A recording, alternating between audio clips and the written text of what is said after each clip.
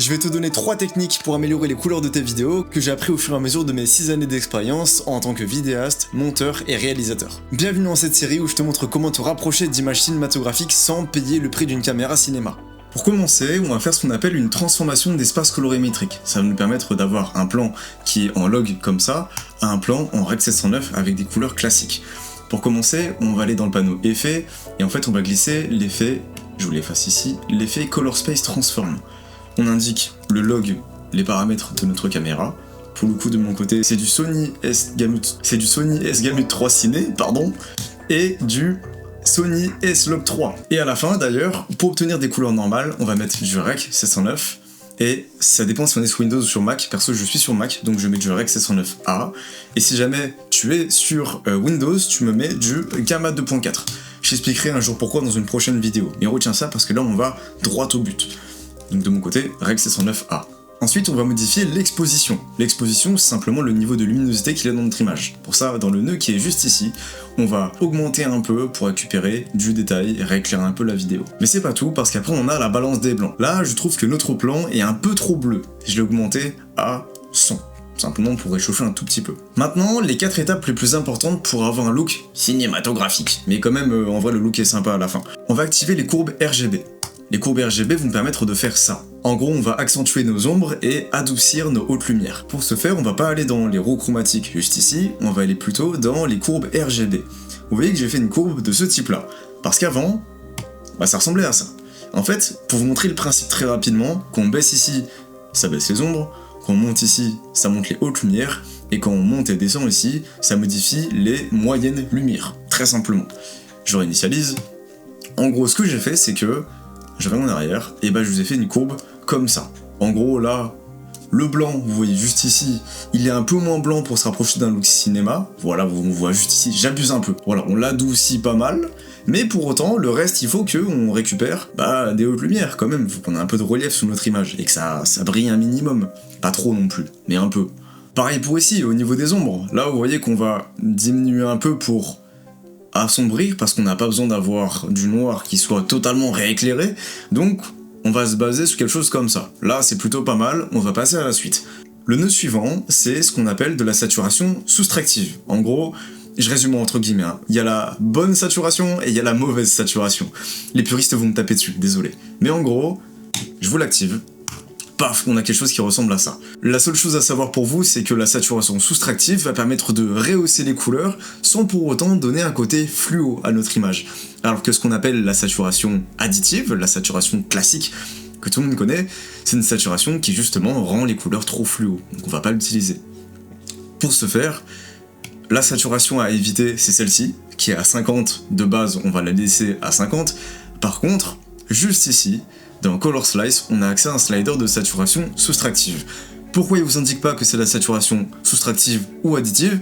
J'en sais rien. Mais dans tous les cas, avant c'était à 1, et moi j'ai monté à un niveau que je jugeais suffisant à 1.4, très simplement. Maintenant que c'est fait, on passe encore une fois à la suite. Et là, ça va être la saturation locale. Pourquoi? Parce que derrière, il y a du vert. Perso, ça dépend des goûts perso de chacun. J'aime pas le vert.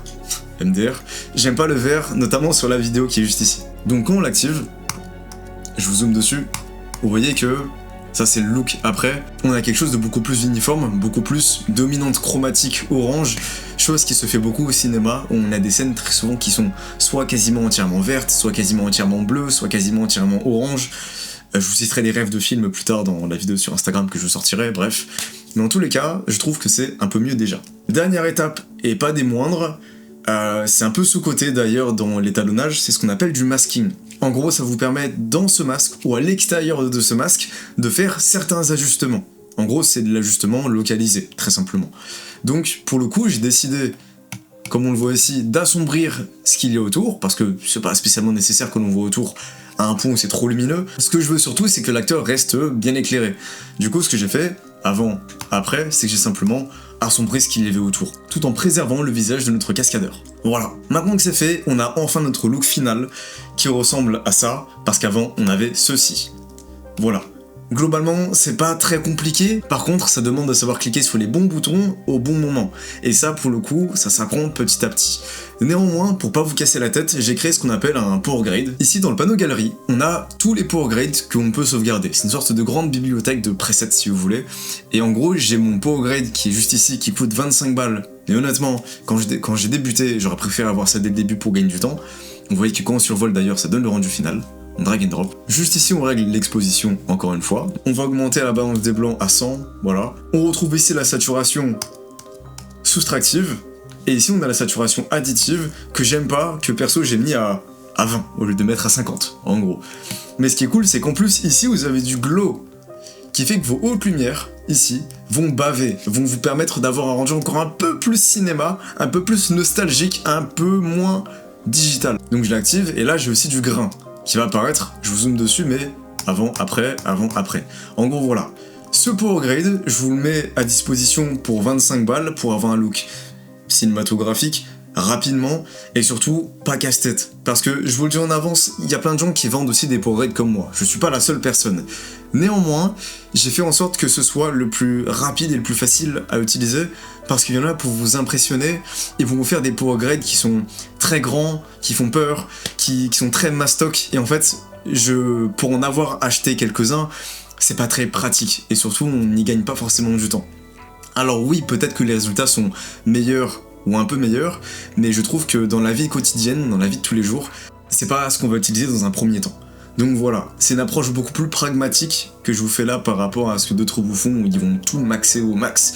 Là, pour le coup, je vous ai fait un prix qui est du coup plus bas, à 25 €, alors que pour les autres, ils sont aux alentours de 80 balles.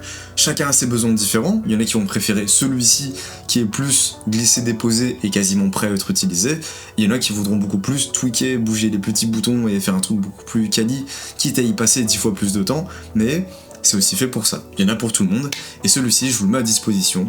25 balles sur mon site, le lien est en description, et en plus, vous aurez à l'intérieur un tuto de ma part qui vous explique comment utiliser ce Power Grade pendant 15 minutes. Le but, c'est qu'après, vous puissiez vous amuser, faire le style et le look que vous voulez, et vraiment vous amuser comme vous l'aviez toujours voulu à la base. Parce que, voilà, c'est tout pour la vidéo. Merci beaucoup de l'avoir regardé. Sur ce, passez une très bonne journée, et moi je vous dis à très bientôt.